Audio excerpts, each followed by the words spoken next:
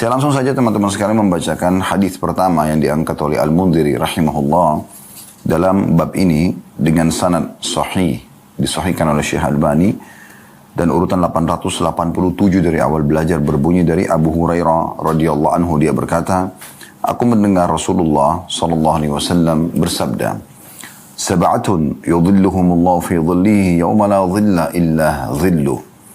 Al-imamul 'adil wa syabun nasha'a fi ibadatillahi azza wa jalla wa rajulun qalbuhu mu'allaqun bil masajid wa rajulani tahabba fillah ijtama'a alayhi wa tafarraqa alayhi wa rajulun da'athu imra'atun dhatu mansibin wa jamalin faqala inni akhafu Allah wa rajulun tasaddaqa bi sadaqatin fa akhfaha hatta la ta'lama shimaluhu ma tunfiqu yaminuhu wa rajulun dzakara Allah khaliyan fa fadat 'ainahu."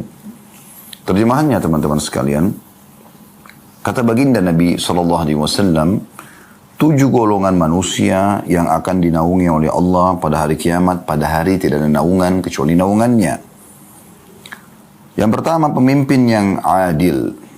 Yang kedua, pemuda yang tumbuh dalam ibadah kepada Allah yang maha mulia dan maha tinggi. Yang ketiga, seorang laki-laki yang hatinya tertambat dengan masjid. Yang keempat, 2 orang laki-laki yang saling mencintai karena Allah. Keduanya berkumpul dan berpisah karena Allah. Yang kelima, seorang laki-laki yang diajak oleh wanita yang memiliki kedudukan dan kecantikan. Lalu dia menjawab, sesungguhnya aku takut kepada Allah. Yang keenam, dan ini saksi bahasan kita, seorang laki-laki bersedekah dengan suatu sedekah dan dia menyembunyikannya sehingga tangan kirinya tidak mengetahui apa yang diinfakkan oleh tangan kanannya.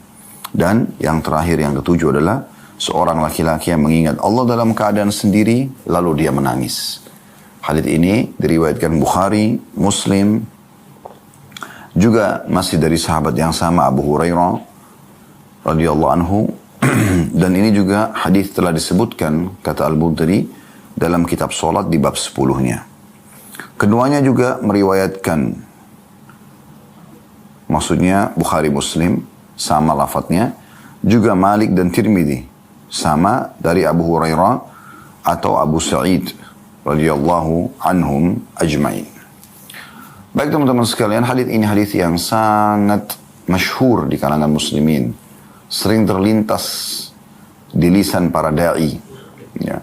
Karena memang hadis ini berisikan mukjizat dari Nabi SAW, di mana beliau mengingatkan dan menyampaikan kepada kita bagaimana nanti di saat mahsyar, hari kebangkitan, semua orang pada saat itu dalam beberapa hadis disebutkan tenggelam dengan keringatnya tergantung daripada dosa-dosanya.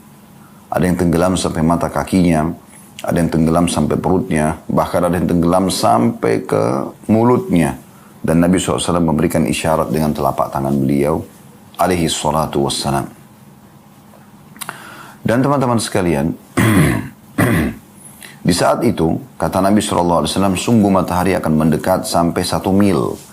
Dan perawi hadis dari sahabat yang menyampaikan ini mengatakan, saya tidak tahu apakah 1 mil itu adalah jarak perjalanan atau 1 mil yang dikenal dalam bahasa orang-orang Arab. Kalau mereka ingin meletakkan sebuah benda yang diletakkan padanya bubuk celak, kemudian dioleskan di mata, maka kalau sudah dekat dengan mata akan dioleskan, itu juga dibahasakan dengan mil. Karena dekatnya matahari, maka manusia kepanasan pada saat itu.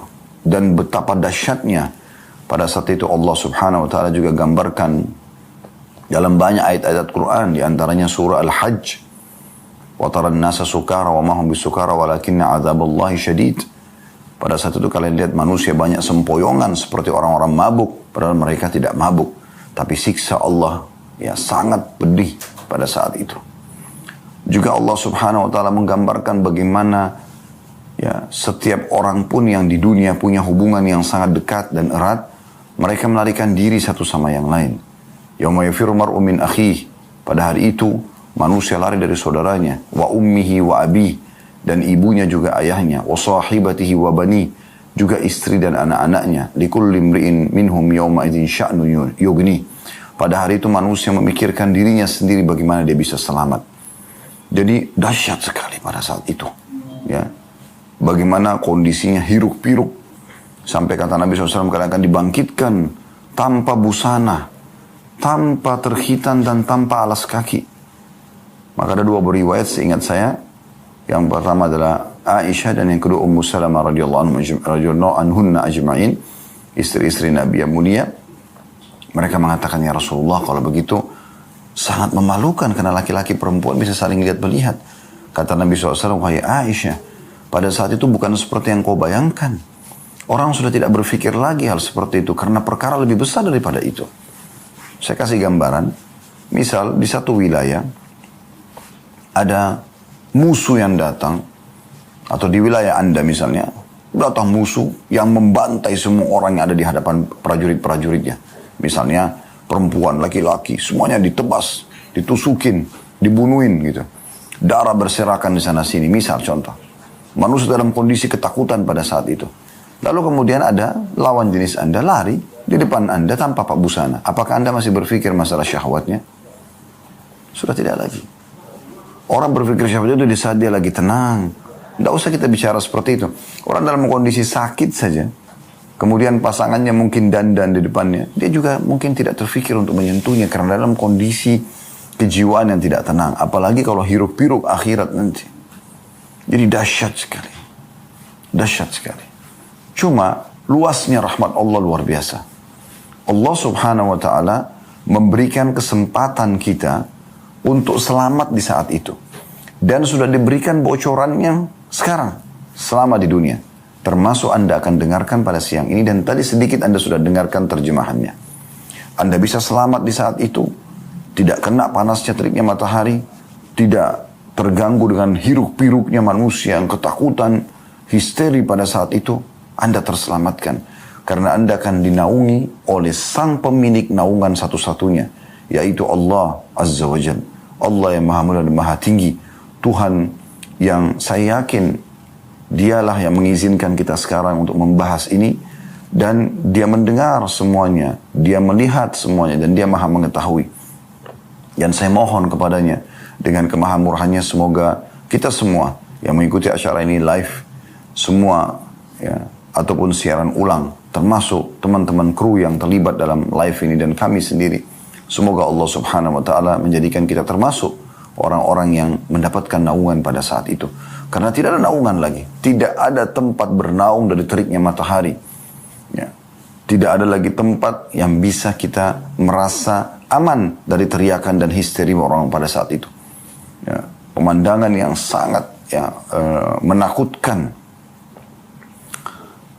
Kecuali naungan Allah subhanahu wa ta'ala. Nah, di sini disebutkan ada 7 golongan yang selamat pada saat itu. 7 golongan yang selamat pada saat itu. Dan tentu ada golongan yang lain, ada golongan ke-8 nanti insya Allah. Semoga Allah buat kami ingat untuk menyampaikan masalah itu ya. Atau saya langsung sampaikan sekarang supaya tidak terlupa. Golongan yang ke-8, maksudnya selain daripada sebelumnya hadits ini ya.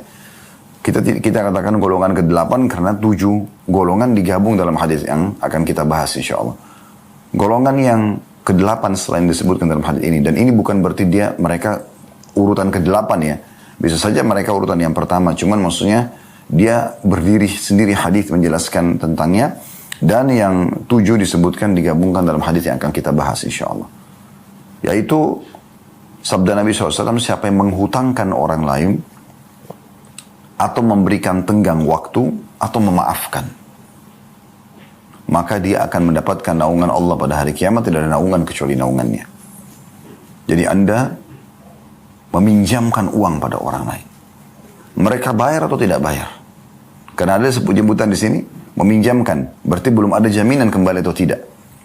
Kemudian, lalu Nabi SAW mengatakan, atau memberikan tenggang waktu. Mungkin ada orang belum mampu bayar, Anda kasih lagi kesempatan dia untuk berikan waktu untuk dia bisa mengembalikan. Atau Anda tahu dia tidak mampu bayar, Anda memaafkannya. Maka ini adalah salah satu golongan nanti yang akan dapat naungan Allah pada hari kiamat. Tidak ada naungan kecuali naungannya. Jadi Anda yang sedang memiliki piutang pada orang lain dan belum dibayar, bergembiralah saudaraku. Jangan sakit hati justru dengan itu. Atau Anda punya kesempatan meminjamkan kepada orang lain, pinjamkan saja. Dan kemudian lupakan karena Allah subhanahu wa ta'ala. Kalau dia kembalikan, alhamdulillah, tidak kembalikan juga tidak masalah. Karena ini tiket VIP Anda akan selamat nanti di mahsyar yang penuh dengan hiruk-pikuk dan manusia ketakutan pada saat itu.